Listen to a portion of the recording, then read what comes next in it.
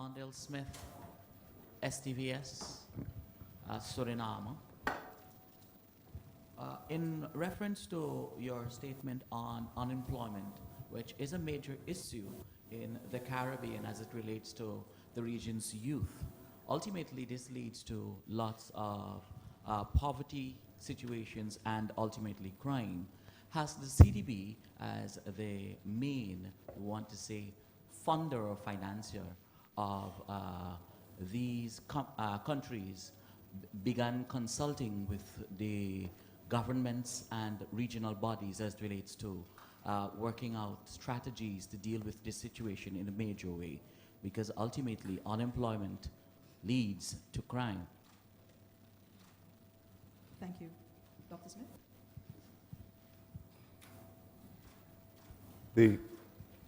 Thank you very much for your question. The issue of unemployment and discussions around it would be part and parcel of the mix of policy issues which would be under consideration when our staff engage with the authorities in our borrowing member countries. We recognize the linkage between unemployment and social issues. Dr. Ram mentioned in his presentation that CDB is going to be conducting, well, we're actually going to be publishing a very important study on youth unemployment.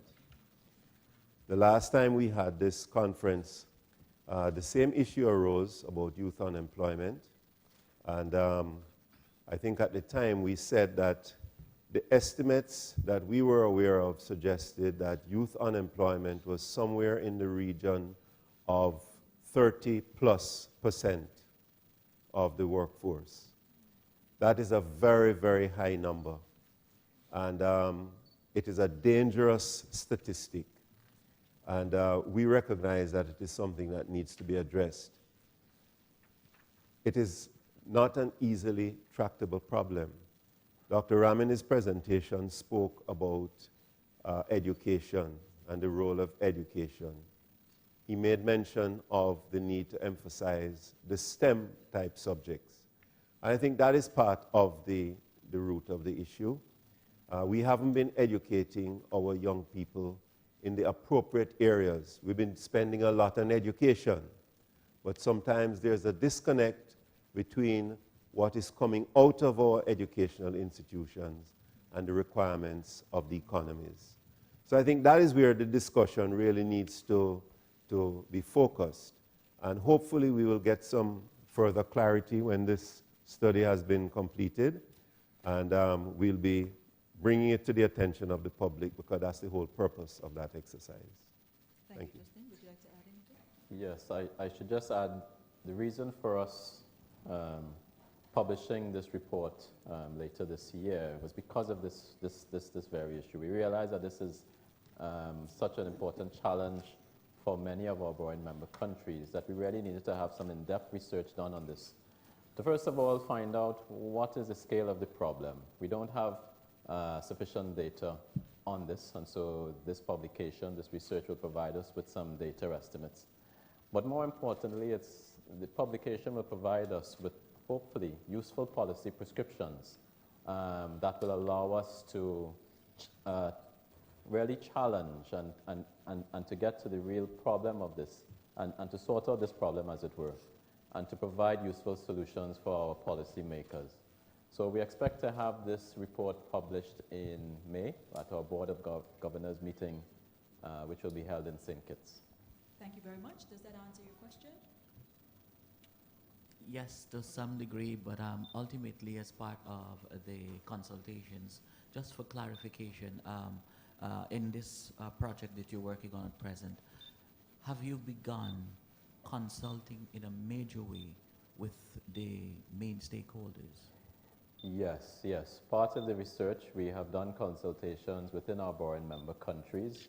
Of course, we might not have consulted in all of the countries, but we certainly have done that with the major stakeholders. Okay. Could you possibly list for us some of those countries that you would have consulted with? I know, for example, that we have consulted in Grenada, I believe as well Trinidad and Tobago, and Jamaica. There might be some other countries, but I don't have the list at the top of my mind, but I can certainly provide that to you at the end of this press conference. If I may ask one more question, please.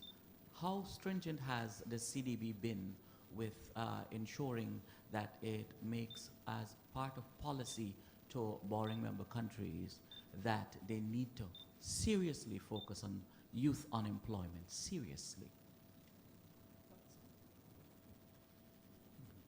It's difficult for me to speak explicitly to that point, but as I indicated earlier, it would be inevitable in the policy discussions that would be taking place between our staff, especially staff from Dr. Ram's department, economics department, that the issue of unemployment would be very much on the table. It affects so many aspects of our lives. The nexus between youth unemployment and crime is one which you alluded to. I think that there's growing evidence that amongst the gang culture are represented large numbers of young people. The young people are now becoming the gunmen. And you know the old adage, the devil finds work for idle hands. I think that adage is as true today as it was when my grandmother used to quote it to me. So that there is no question. I mean, the research that Dr. Ram spoke of will concretize and identify specifically the underpinnings of this problem. But I think that we can already pretty much anticipate where some of the evidence is going to be pointing.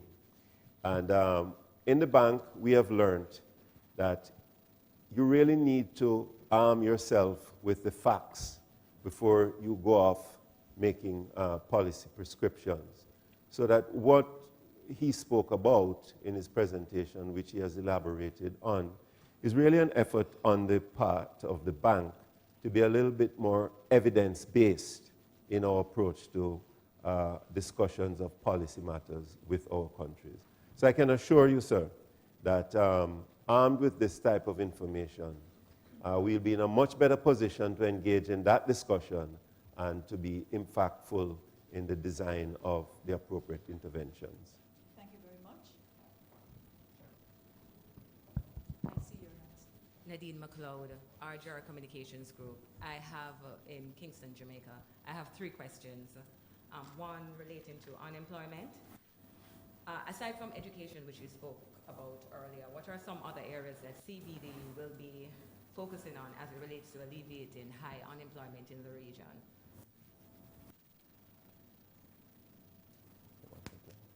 Okay. Well, besides focusing on education, we also realize that it's important for our borrowing member countries to have the right business environment to encourage the private sector to thrive, as it were. Why is this so important? We realize that currently there needs to be a shift and certainly a transformation in our economies. We are seeing the spectacle of high debt levels in terms of public finances and the inability of our governments to invest sufficiently for the future. We definitely see a role for the private sector to now be the engine of growth. So we are certainly promoting this as one way to get greater economic growth. And with economic growth, we expect there to be more jobs. So once the private sector has the right climate to invest, and as their output increases, we expect jobs to be created, and this should certainly alleviate the unemployment problem. We are also, of course, still focused primarily on getting our governments, their public finances in order. This is also related to that point about improving the overall business environment.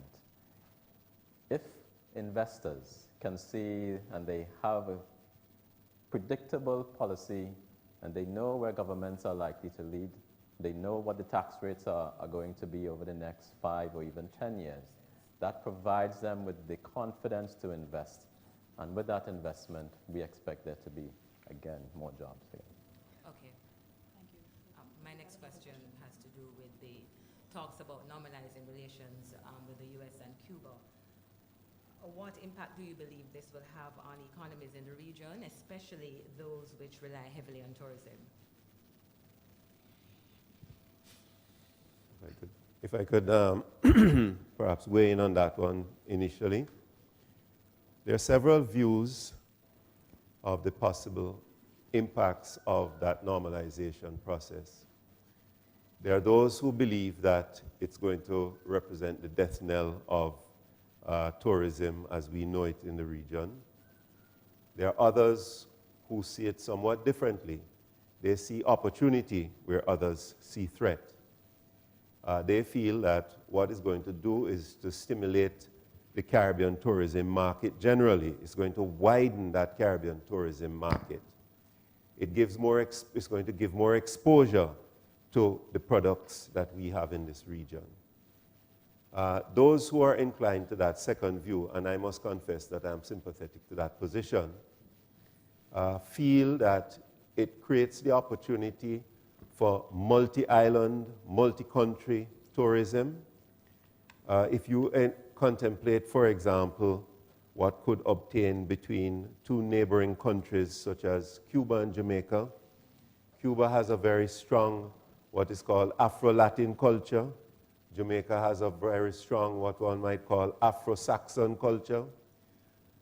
Could you imagine a tourist flying all the way from Europe, arriving in Cuba, starting out his vacation in that environment, and enjoying all the wonderful cultural offerings of the Cuban people, and then coming across to Jamaica and enjoying what that country has to offer, and which is well known and well branded internationally?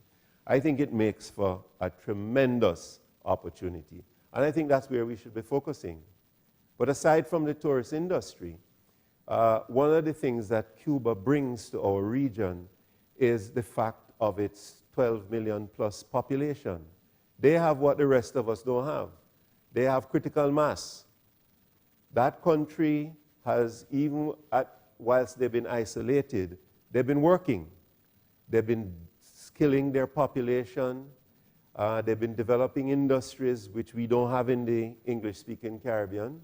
And there's an excellent opportunity for trade and commerce between the countries of the English-speaking Caribbean, those who are members of our institution, and that country. And I would go further to say that I would expect that Cuba is going to want to become more and more part of the family of Caribbean nations. They've always said that. As you know, many Caribbean countries have maintained very close relations with Cuba, even during their period of isolation. So the base is laid for a deepening of that relationship to the benefit of the rest of the Caribbean. That's my judgment. Thank you, Dr. Smith. And the last question. Last question. There is anticipation of the decriminalization of marijuana now in Jamaica. Can you comment on, perhaps, if you have considered, if that happens, the impact on the Jamaican economy and link it to the rest of the region?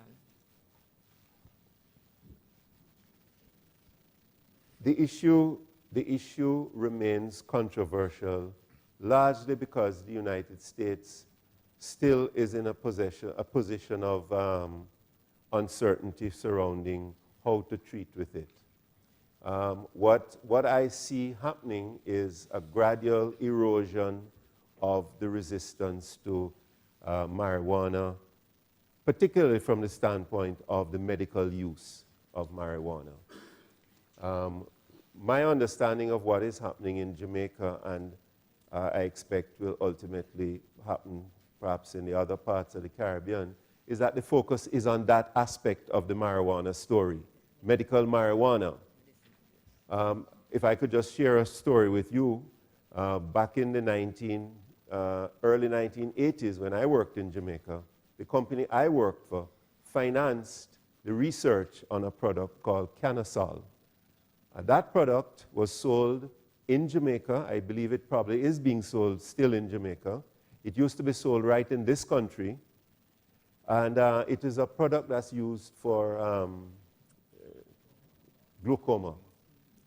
And I expect that that is probably one of the early products that was developed from marijuana for medical purposes.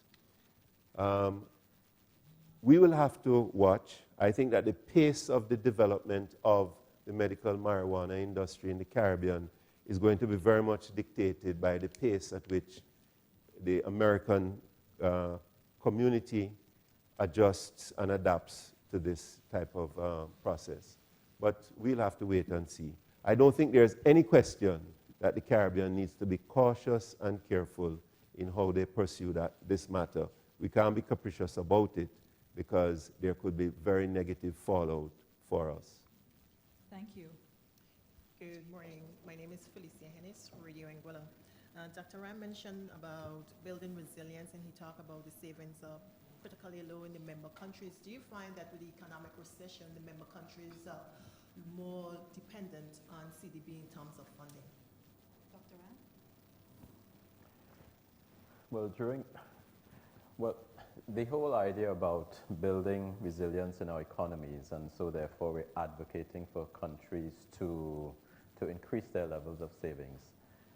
This is a policy prescription which we believe that our countries should adhere to over the medium term. What has happened recently is that many of our countries have fallen to become heavily indebted, and so they do not have the resources to invest in critical capital, for example, which will actually be the asset base for future economic growth.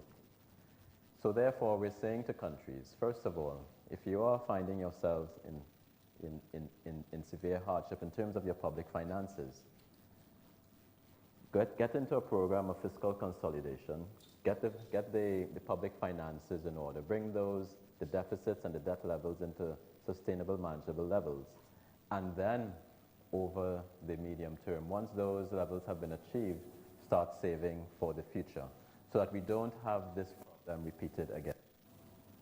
Now, with respect to if countries are coming more to the Caribbean Development Bank for financing, the answer to that is yes, and to some extent also no. Countries do have the need to invest, and because they don't have the resources available at home, they are, of course, coming to the Caribbean Development Bank to assist them, not only to invest in capital goods, but also to assist them with respect to having the correct policies in place to foster growth in the future. And Dr. Smith mentioned in his presentation the policy-based operation, which is a relatively new vehicle for lending from the Caribbean Development Bank to many of our borrowing member countries. Now, it is also important for us to realize that the Caribbean Development Bank is a responsible lender. And so we do not want to be adding unnecessarily to the debt burden of our countries. So we also take that into account when we are considering lending to our borrowing member countries.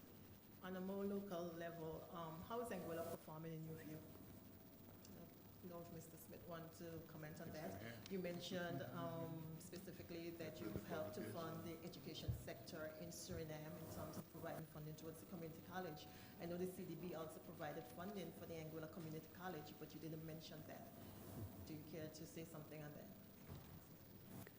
Briefly on Anguilla, as you know, Anguilla was one of the Caribbean countries which was most adversely impacted by the Great Recession. Right. Anguilla had been achieving growth rates that were almost stratospheric at some points in time, and it was reflected in the quality of life of the people of Anguilla.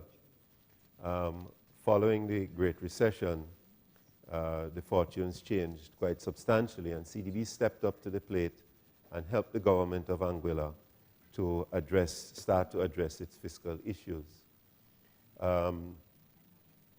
My view, I think the numbers indicate that Anguilla grew by about 2% last year, in 2014, which by other Caribbean standards is not such a bad performance. But I think that given some of the challenges you have in that country, that type of growth rate is not going to be sufficient. We are going to be deepening our dialogue with the government of Anguilla to help them to come up with a program that is focused on improving growth prospects. That is where we want to be able to assist them most. There are other aspects of their fiscal consolidation which we'll be discussing with them, but for the time being, that is where I think that our primary focus will be. Thank you. I know we are highly dependent on tourism. I realized that you highlighted a number of countries. We had St. Kitts Nevis, Turks and Caicos, fastest growing rates, and then we had big contractions in BVI and Barbados. I can only assume that we fall somewhere in the mid section, that area. Sorry, I'm not getting the My thrust of your question question. is, basically, we are highly dependent on tourism, and I see that TCI and St. Kitts, they were fastest growing in 2014. What probably would you recommend to Anguilla that can help us to step up to the game? Dr. Rand? Sure. Well, with respect to tourism arrivals, overall economic growth, Anguilla needs to do a number of things. We were recently in Anguilla. We had a visit there, and we spoke to the authorities as well as to the private sector about what is required to enhance growth prospects in Anguilla. There needs to be a streamlining of the government processes, certainly within Anguilla. It needs to be much easier for businesses to do business in Anguilla. When we spoke to the private sector as well, the number one issue that arose was the high cost of energy.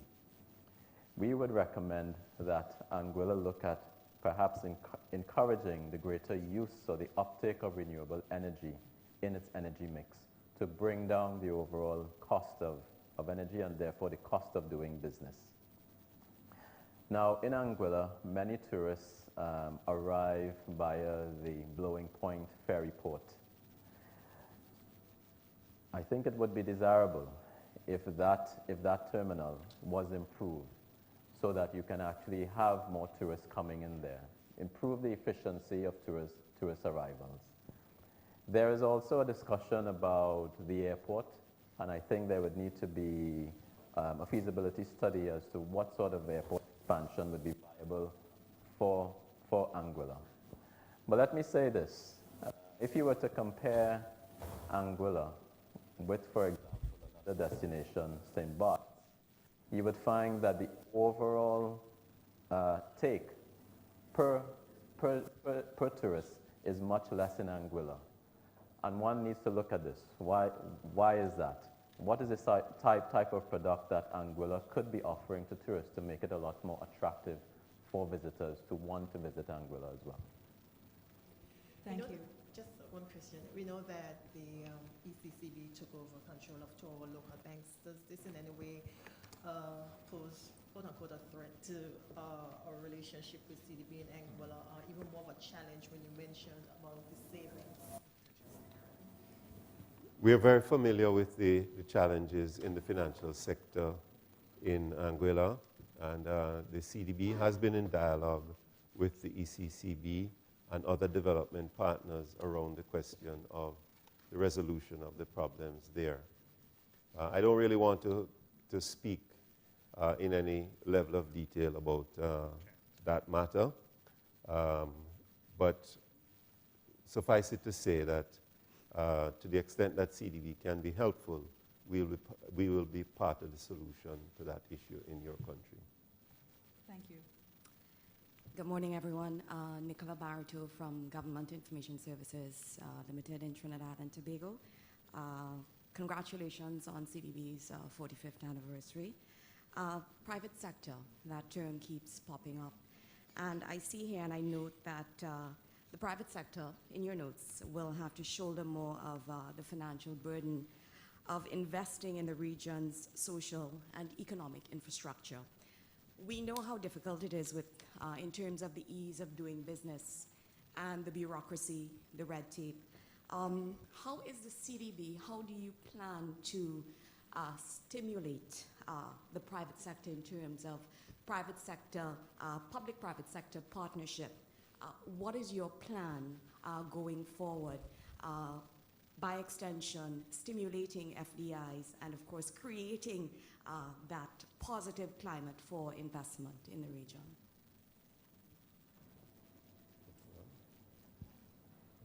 Okay. Well, let me answer the first question on public-private partnerships. In 2013, the CDB undertook a study which looked at debt and why was this a problem in the Caribbean. What were the causes around this? Coming out of that study, we realized that there will still be a need for huge investment in social and economic infrastructure in the Caribbean.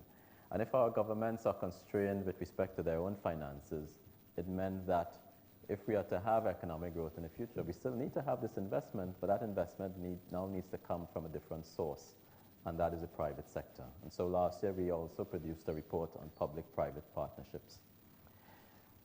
From that report, we realized that there needs to be the right regulatory environment in our borrowing member countries to encourage that type of partnership to work and to be successful. We have seen a number of good examples of this, for example, in Jamaica, but we have also seen where there have been challenges and they have not worked as we would have liked them to. So at the Caribbean Development Bank, what we have decided to do, and which is now almost up and running, we have set up a PPP unit, a public-private partnership unit. And this will be headed by a coordinator. And this PPP unit is meant to help facilitate public-private partnerships in our borrowing member countries, to help countries assess possible projects where this type of partnership could work, and to also be the conduit, as it were, to get the financing into those projects. So we are therefore being the catalyst, as it were, for this process by having this unit set up within our region. We think that this is an important initiative because when you look at economies of scale, sometimes in some of our borrowing member countries, there may not be many projects where we can use public-private partnerships. And so we think it's much better if these projects are channeled through the CDB so that we can get the economies of scale, we can learn from the lessons from other borrowing member countries and feed those lessons into countries that might be considering doing PPPs. So that certainly is an area where we are working on, and therefore we'll be promoting PPPs in a very meaningful way over the next year to 2 years. So you will look out for that. With respect to having a greater role for the private sector, for having the investment climate that encourages the private sector to thrive, as it were. In my presentation, I mentioned the ease of doing business. When you look at some of the factors around this, and when you compare many of our borrowing member countries to the top-ranked economy, which is Singapore, we realize that there are a number of things that we can do. And some of these things are very much low-hanging fruit. So how long does it take to start a business, for example? How can we get greater access to credit to our entrepreneurs and small and medium-sized enterprises? What about the environment to enforce contracts?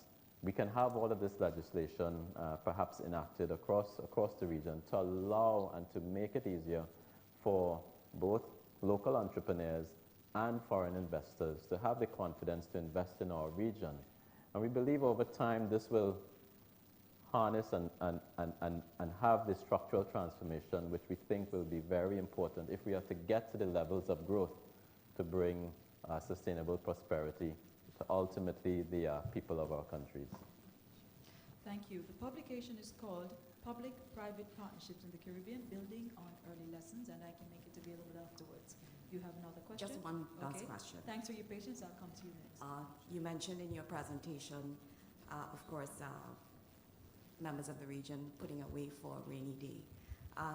Easier said than done. I mean, I can speak for Trinidad and Tobago. We've got the Heritage and Stabilization Fund. But as the CDB, how can you now not only say it, but encourage particular countries or countries who don't have anything put away to do this? I mean, because I think that's important. I mean, saying that, all right, put aside a penny for if rain falls tomorrow, but this is something that I think that every country within the region should have in place. What are your thoughts on that? Okay. Clear? Yes, and this is why we are advocating for, in effect, I guess similar to what Trinidad and Tobago has, a Heritage and Stabilization Fund. We want to encourage our countries to build in resilience into their economies. Savings, not only for a rainy day, but of course we know that the challenges, the economic challenges, we are small open economies. These economic challenges are on the horizon. They are going to come. And we do not want our economies to become heavily indebted when the next challenge arises. Now, of course, we know that this is going to be a challenge to save now when many of our countries are heavily indebted. So what we are encouraging, we're encouraging countries that are heavily indebted and might also have high fiscal deficits to go down a path of fiscal consolidation.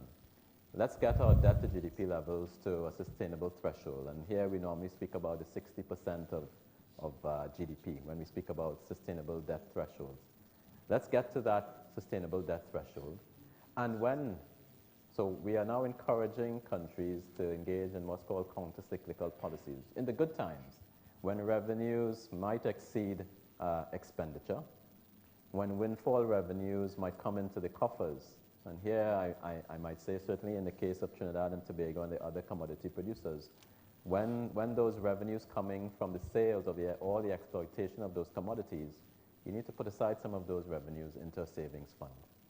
Some of our countries currently have what's called a Citizen by Investment program, where revenues are coming into the government, to the treasury. Some of those monies could also be saved in the savings fund as well.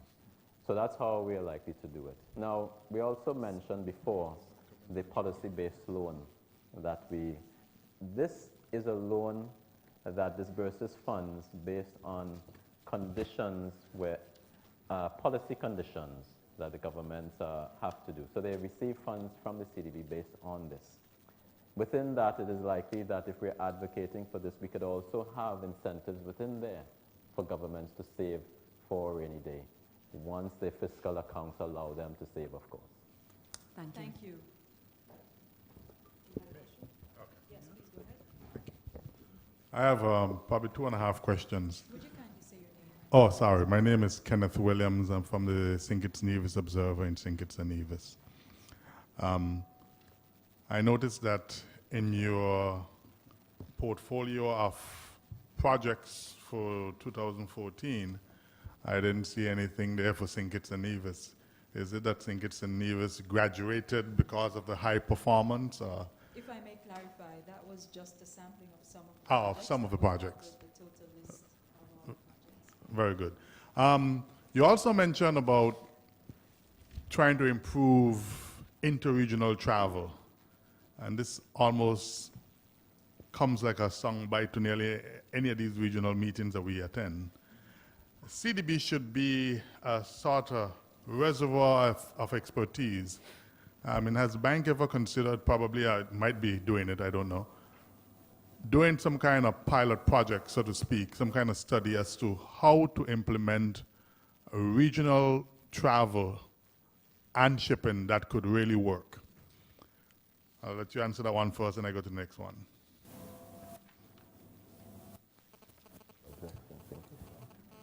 Okay, I can answer the question on regional transport, and we're also in the process of doing research on regional transport, particularly with a focus on air transport. We're looking at how to get greater efficiencies, looking at the operation of the regional airlines.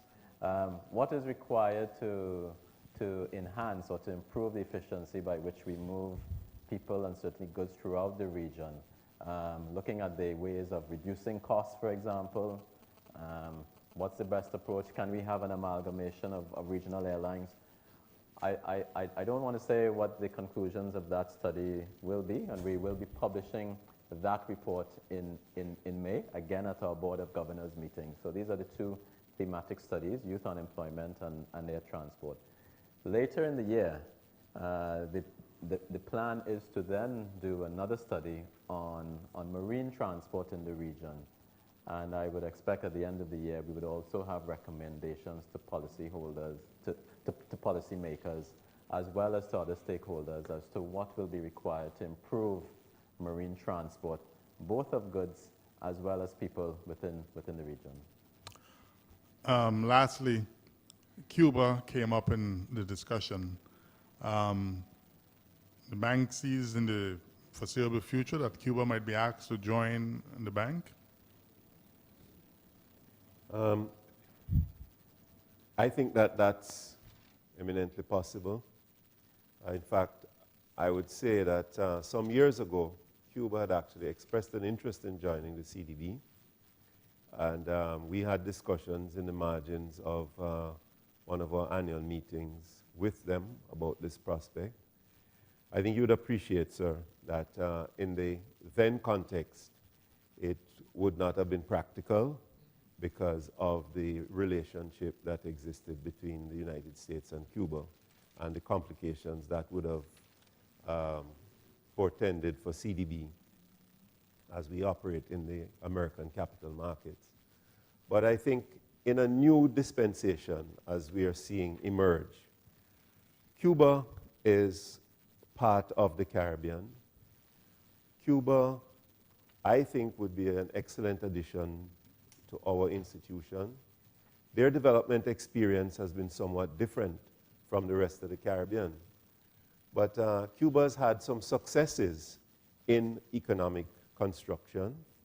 And certainly on the social side, Cuba has very impressive achievements. We in the Caribbean, the rest of the Caribbean, have a lot to learn from the Cubans in that regard. Don't forget and I medicine. think that, Don't forget medicine. yeah, absolutely. So that short answer, yes, I think that Cuba could someday be a member of the Caribbean Development Bank, and it's something that we need to keep in the forefront. Thank you. Melania Alphonse, Caribbean News Now. Figure 2, growth percentage in real output. BVI registered 0.1 negative growth. St. Lucia 2.7 negative growth. St. Vincent 1.3% negative growth. Figure 8, regional growth percentage estimates for 2014 and projections for 2015. BVI for 2015 is looking at 0.6%, St. Lucia 1.1%, and SVG 1.5%. The question to both of these diagrams, what are the chronic weaknesses in critical sectors that worry the CDB the most, and how will the CDB address these in order to get to these projections that we're looking at, given the historical factors that have existed before? Okay. And you're speaking specifically to those? To those three, because to those three, BVI, St. Lucia, and St. Vincent, because of the negative performance in 2014. Okay. So with each of those, there is a mixed story here. St. Vincent and the Grenadines and St. Lucia certainly were negatively impacted by the December 2013 weather system, the so-called Christmas Eve trough that affected them. And we didn't expect that to have such a lingering effect on economic output in 2014, but that certainly played a significant role in dragging down the performances of those economies. In St. Vincent and the Grenadines, we have found that they also experienced a decline in the number of visitors arriving on those shores. And so that's an area that they might want to look at as how they can improve overall visitor arrivals. It might require some different type of marketing of that destination. We know as well that very soon in St. Vincent and the Grenadines, there's a likelihood that the new airport will open, and as yet we're not quite clear as to what benefits to the tourism industry that would bring. But one can imagine that that airport would allow the landing of large jet aircraft, meaning that potentially that could also help their overall tourist arrivals. St. Lucia, what we're seeing there is that government finances are quite constrained. So government is not investing sufficiently in the capital projects that will boost growth overall. So we see that as being an area that would need to be looked at. Again, this comes back to the earlier point that we know that we need to invest for the future if we are to have the levels of economic growth to increase the overall level of prosperity for our citizens. And if governments cannot invest in the needed capital, then we have to find ways to encourage the private sector to be the conduit of investment and therefore the conduit of growth. So therefore, those are areas where we see areas of improvement and where policymakers certainly need to tackle. Thank you. Do you have another question? Okay, thank you. If I may, go to the last table.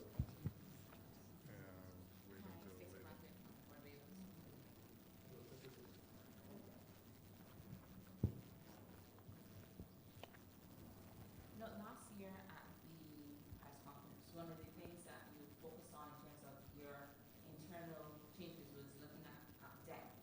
I'm trying to figure out from you, is there concern in the CDB about the level of debt servicing of the borrowing member countries? Are you satisfied if we put things in place to address any challenges they may have? No, we are not concerned about the manner of debt service from our borrowing member countries. CDB, I think the records are very clear. CDB has excellent shareholder support from its borrowing member countries. Our collection ratios are outstanding. We don't have any kinds of defaults on our debt service, on the debt service from our countries, such that is not an issue for us. We are concerned about ensuring that we manage our exposure to countries. That is part and parcel of the risk management process that is now entrenched in CDB. So that helps to guide the manner in which we extend new loans to our countries. But no, as far as debt service from our countries is concerned, that is not a problem for CDB. Thank you. And Dr. Ram did mention in one of the highlights of fiscal consolidation. Are you think that the program Barbados has introduced is working? Barbados. Well, I should say that Barbados has started to take the necessary steps in order to bring its fiscal accounts into a sustainable level. However, we at the Caribbean Development Bank believe that there's still more that needs to be done. The level of the primary deficit within Barbados and the overall fiscal balance is still at an unsustainable level. And so there is going to be a need for Barbados to have further consolidation. Now, I should say that we don't only advocate for fiscal consolidation, we also advocate for growth-enhancing reforms. How can you also unlock the economic potential that is in Barbados? How can you make it easier for businesses to invest and to help grow the economy? So that's also very important for us. So first, we're saying the government needs to, of course, consolidate further to bring the debt levels to a sustainable level. Right now, it's not at a sustainable level. That needs to come down. But they also need to now encourage the private sector to have that investment climate, as it were, enact certain legislation so that, for example, improve the efficiency of which the port operates at. All of these things together would help boost overall economic growth over the medium term. Thank you. Janelle Thornhill, Barbados Advocate. You mentioned about the need to bring down the cost of regional travel. LIAT, I believe it was last week, spoke about their intention to restructure. Do you believe that this will assist in bringing down the cost of regional travel, taking also into consideration that the taxes charged by individual countries are also pretty high? Dr. Ram? Okay. Could you repeat the question, please? No problem. I'm asking about regional travel.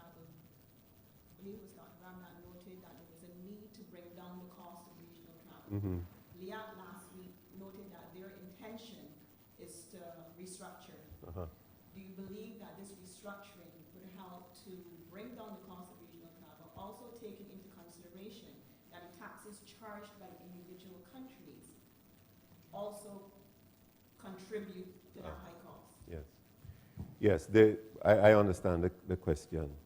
There is no question that the type of service that's currently being offered by LIAT is not acceptable. It's inefficient by any measure, and it is not a new development. The discussions that took place in Barbados last weekend, as I understand them, represented a commitment on the part of the shareholder governments to pursue a solution to the long-standing issues surrounding air transport in the Caribbean, and especially as it relates to LIAT. Our expectation is that this time round there will be major strides undertaken to try to bring some resolution to that problem. If you have a more efficient air transport system in the Caribbean, reflecting LIAT and whoever else might be the players involved, it should have the effect of bringing down the cost of intra-Caribbean air travel. The issue of taxes, LIAT is simply a collector of those taxes. What happens is that it gets reflected in the fare. It is almost, as I understand it, between 40 and 50% of the fare, depending on the route. LIAT gets blamed for that cost. But even if that were to be eliminated, I expect that with a more efficient operation, you should be able to see a reduction in that overall charge to the traveling public. This is a matter that needs urgent resolution. Thank you. Yes, I'm sorry. I have to make my apologies because the CDB only brought one person from Would you kindly Belize. say your name? My name is Jules Vasquez from Channel 7 News Welcome. Thank you. in for joining Belize, us. Please. where regional travel only goes through Miami. Okay. If I may. Sir, first of all, would you be able to speak about, I know the road safety project is a flagship project of the CDB in Belize. I think it's probably 8.4 million US or around there. Would you be able to speak about this project, specifically as it affects youth, since Belize has the highest mortality rate for traffic accidents in Latin America? Well, I did make reference to it in my presentation. I don't want to take the time here to go into the details of that project, except to say that it is one that we are promoting heavily across our member countries. And Belize was one of the early beneficiaries of it. When I was in Belize, I was able to experience the enthusiasm of the Belizean people for this project, especially the young people. And it was heartwarming for me. And what it simply did was to underscore our conviction that this is something that needs to be spread across the region with greater intensity, because it directly affects the quality of life of people. So that's all I'd like to say on it, but it's a very, very good project. Okay, and then, sir, if you could, would you all speak about you spoke about indebtedness, but when it comes to debt, the elephant in the room is the Venezuelan debt and the Petro-Caribe initiative. Yeah. Are you able to speak about how that indebtedness, because of its particularity, it is a concessionary rate, you can pay for it in goods, how it fits into the entire profile of the region's indebtedness? Dr. Smith? The Petro-Caribe facility has represented an opportunity for our countries to put their house in order. In some instances, the Petro-Caribe facility has been used reasonably effectively. In other instances, not so much.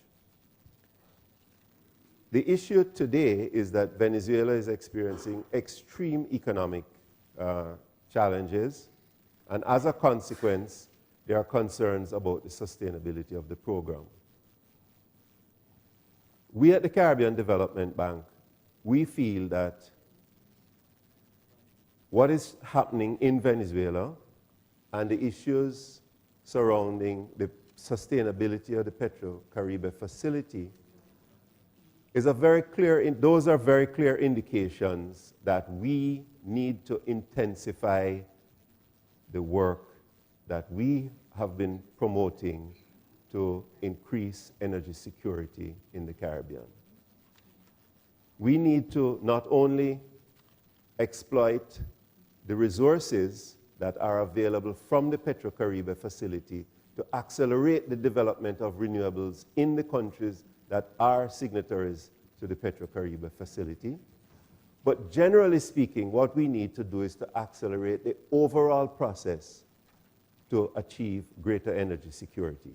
In short, what I'm saying is, regard it as a threat, but also see it as an opportunity to do the right things that will enable us to be more resilient. Dr. Ram has been talking about resilience. This has been a theme that has been running through this press conference today. We've been talking about weather resilience. We've been talking about economic resilience. Resilience to energy, external energy sources is also an imperative for the stability and the sustainable growth of the Caribbean.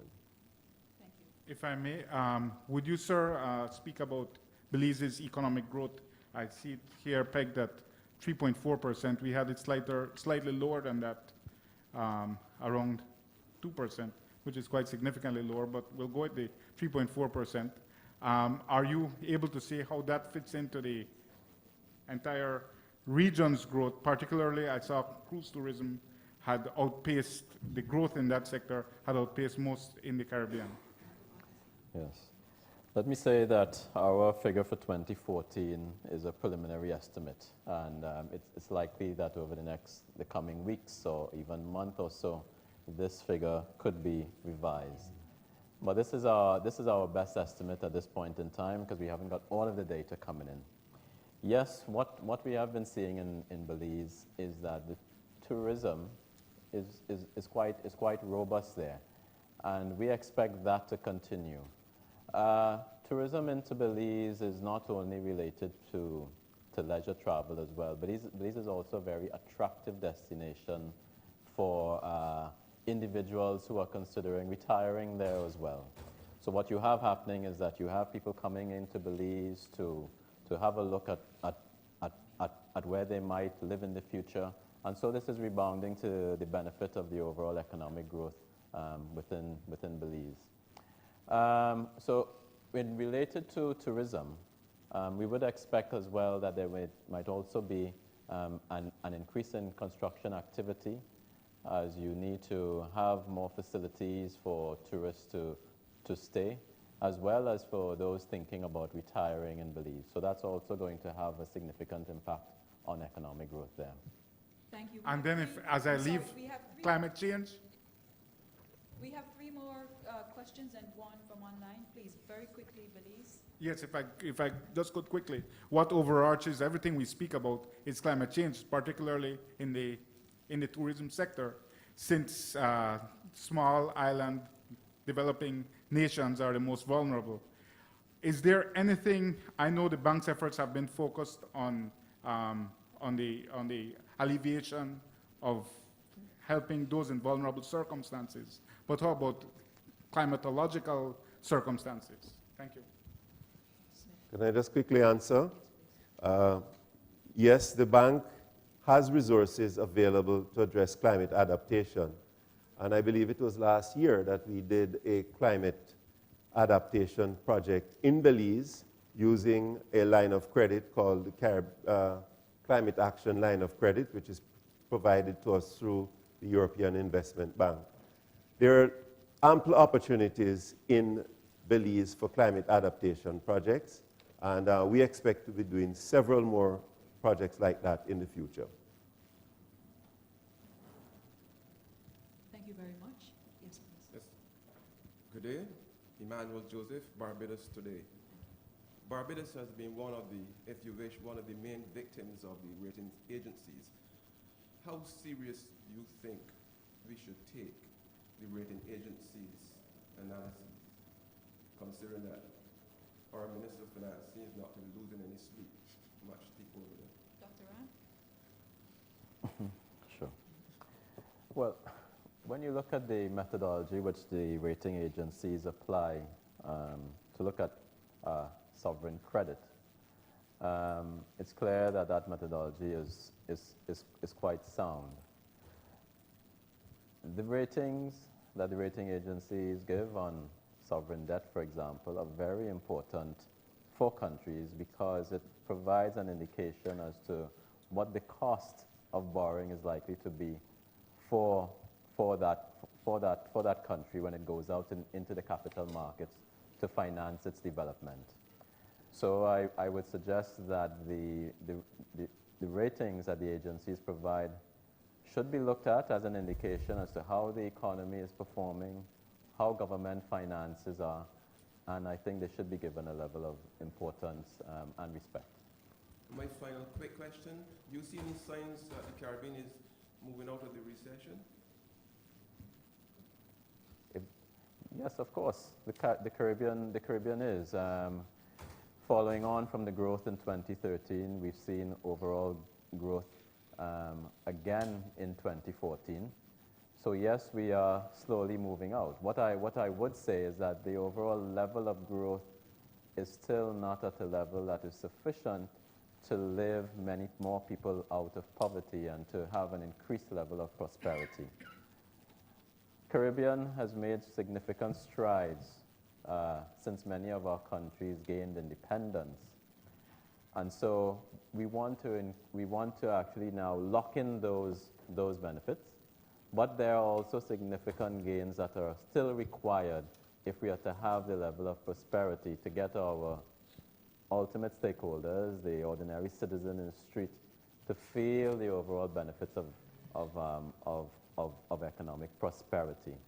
So yes, we are moving out of recession. That has been happening over the last couple of years, but I would say that still more needs to be done.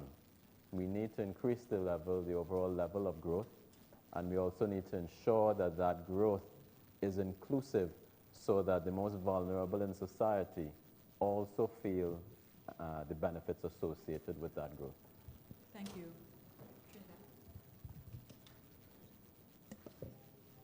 Good morning. Reshma Raghunath, Trinidad, from the Guardian Media Limited. Earlier in your speech, Dr. Ram, you spoke about the solution for unemployment across the region, and that's free labor movement. Do you see governments lacking that will or that commitment to open the region to that free movement, or is it that there's a lack of policy to allow for this? As you know, immigration is an issue in the region and globally as well. So what would be your recommendations for regions to allow this free movement of labor to help with the unemployment problem? Well, I said so in light of the evidence which I showed on the slide, where you're able to see quite clearly that we do have unemployment. We do have a problem of unemployment in some of our territories. Now, we don't have the data for all of our territories, but for the territories which I showed, so for example, in St. Lucia, unemployment there is in excess of 25% of the workforce. That's very, very high. When you look at the overall number of people, that's about 20,000 or thereabout. When you look at other territories within the Caribbean, the unemployment rate is particularly low. And so it means that perhaps in some territories, there is a need for more labor, as it were.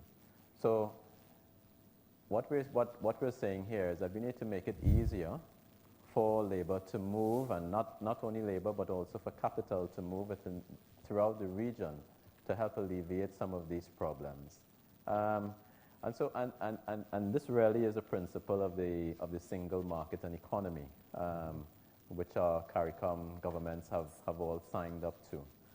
Now, I should say that there is the ability for some classes of labor to move freely, and that refers specifically to skilled laborers, those who have university degrees or some other type of skill where they can get accredited by governments to allow them to move freely. But I think the overall premise of seeing the overall economic benefits associated with the regional integration could benefit and be bound to the benefit as well with respect to the labor market.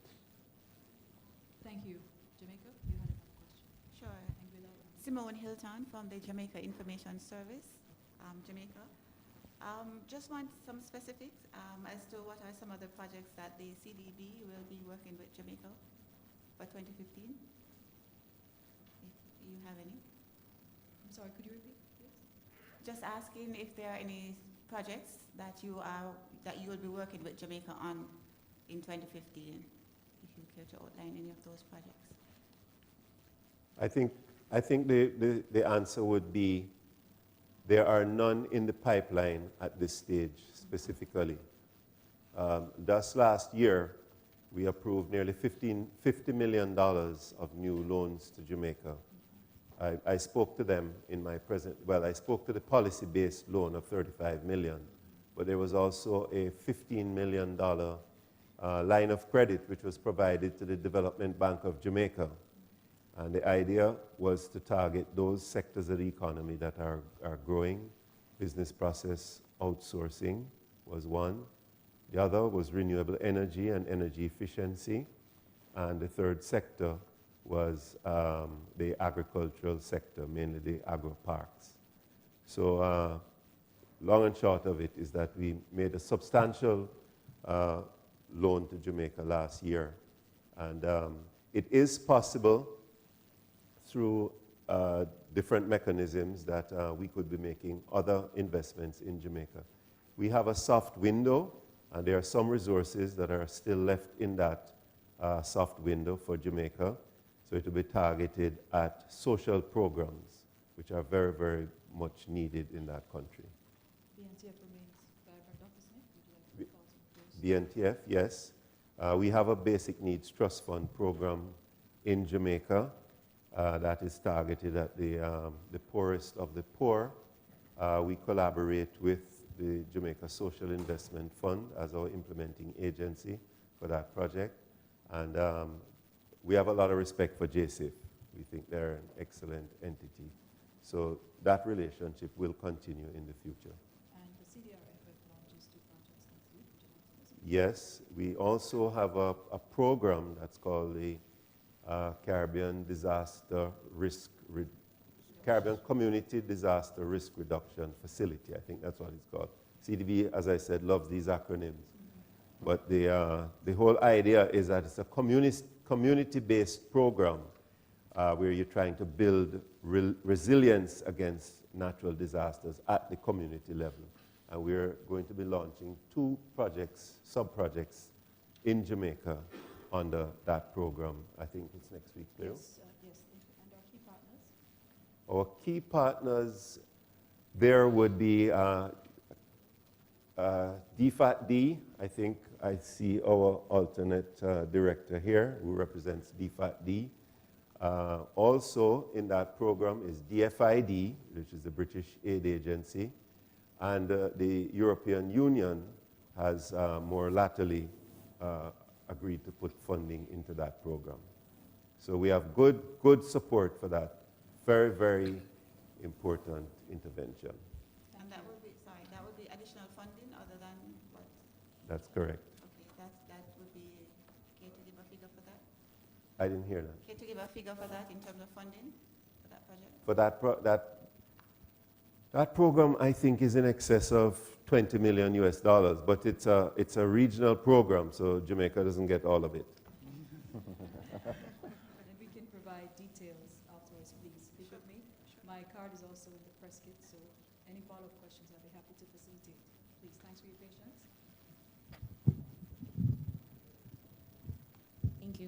Good morning. Esther White from the Anguillian newspaper. We spoke earlier about investment and the free movement within the region, right, to help better the countries from their debt relief. So my question is, do you all have any projects in place that will help these countries in terms of safeguarding against bad investments? Because some investments are good, but sometimes they tend to turn out bad in the end, and therefore they tend to come back to the CDB for helping, and that will cause a strain. And currently now in the region, there are programs such as citizenship by investment programs and such as that. And they're bringing good investments, but in terms of the fallout, are there programs in place to try and help these countries to safeguard themselves a little better? Because a good investment coming in to certain countries, they're willing to take it because it looks good, but in the long-term effect. Dr. Ram? Sure, okay. But with respect to investment coming into the countries, what we do encourage our countries to is to undertake feasibility assessments of any investment. Here, we encourage these feasibility studies to look not only at the economic benefits, but also the social as well as the environmental benefits. When you bring all of these together as an aggregate, you're able to see what's the real rate of return for your economy, not only in terms of the finances, but in terms of what it might mean in terms of jobs, in terms of overall levels of output for the economy. So we certainly encourage this. At the Caribbean Development Bank, when we provide loans to our board member countries, we also encourage them to follow our very strict procurement guidelines as well, which means that these loans come with the, what should I say, safety mechanisms in place to ensure that goods and services are procured in the most efficient and certainly ethical way, so that the true benefits of any investment rebounds to the people of that country that might be borrowing that money. Thank you. We have one question from an online participant in Guyana. Dr. Ram, would you comment on the performance of the Guyanese economy in 2014? Yes, okay. So, like I mentioned earlier in my presentation, Guyana's economy expanded still at a very robust rate in 2014. But what we saw in 2014 was that there was some decline in the amount of commodities that were declared to the government. And here in particularly, I'm speaking about gold declarations. And so that had a bit of a drag on economic output in 2014. However, because of the overall level of expenditure with respect to investment in construction activity, particularly led here by private sector investment, the overall growth rate remained fairly robust in Guyana. Now, we expect in 2015 that the overall level of economic growth to be improved in Guyana, and I think we are estimating in the region of about 4.3 to 4.5% economic growth. Why is that? There's a particularly big investment in Guyana, and here is the Guyana Goldfields mine that is likely to come on stream during the course of 2015. And we expect that there will be an improvement in gold declarations coming from this investment. And so we expect economic growth to improve in 2015 in Guyana. Thank you. Ladies and gentlemen, we're a little over time, but I'll just allow two last questions, especially from anyone who has not had a chance to ask. Okay, Nadine? Yeah, quickly. Okay, Nadine McLeod, RJR Communications Group in Kingston, Jamaica. Just one question. Is the CBD satisfied with the projects with which the bank is involved with in Jamaica? Projects over the years, of course. That's a very loaded question. I think that if I'm speaking here from memory, but CDB each year does a review of the performance of its projects, and we tend to rate the country's performance in respect of the portfolio that we have in that country. Speaking from memory, my recollection would be that Jamaica is in pretty decent shape as far as project performance is concerned. Thank you. Quickly? Oh. Mondale Smith, STVS, Channel 8, Suriname. The question it has to do with the Suriname being able to access the $16 million to focus on tech VAC. Yes. The CDB has highlighted the tech VAC investment of $16 million to its most recent borrower, that is Suriname. Yes. Are you satisfied with how it is working so far? Well, the short answer, sir, is that it's very early days.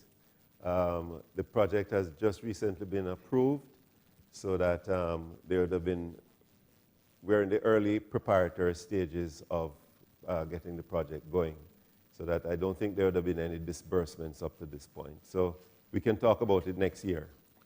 Thank you. And finally, Dr. Smith, Dr. Ram, can we shed some more light on the $40 million loan to Trinidad and Tobago, and how do you think moving forward this will assist the region in terms of energy security? Dr. Ram? Sure. So the $40 million policy-based loan provided to Trinidad and Tobago, it's an attempt, as you know, you're from Trinidad, as you know, Trinidad and Tobago currently has subsidized fuels for domestic consumption. Here we're speaking mainly about road transport fuels, gasoline, diesel. This subsidy is a cost to the government, and our policy-based loan is an attempt to lower the overall cost of this subsidy to the government by encouraging the uptake of compressed natural gas, which is not subsidized in Trinidad and Tobago. So the idea of this loan is to have the policy environment which allows consumers to certainly have the incentive to switch from using gasoline in their vehicles or diesel in their vehicles to now switching to using compressed natural gas, which is not a subsidized fuel. But however, the overall cost to the consumer wouldn't vary as that much. So there is unlikely to be an impact on their pockets, except with respect to the capital conversion of their vehicles, because they need to convert their gas or diesel vehicles to use compressed natural gas.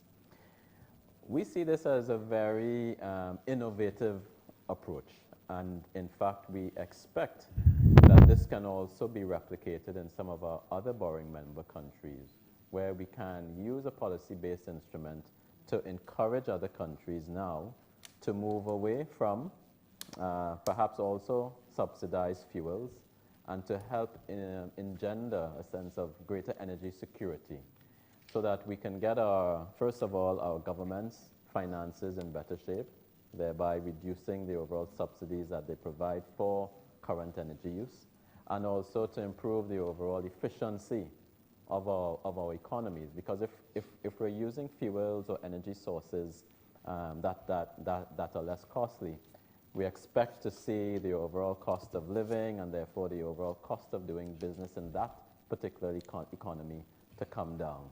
So this is why we see this particularly initiative as perhaps being very useful, not only for Trinidad and Tobago, but also for our other borrowing member countries. Thank you.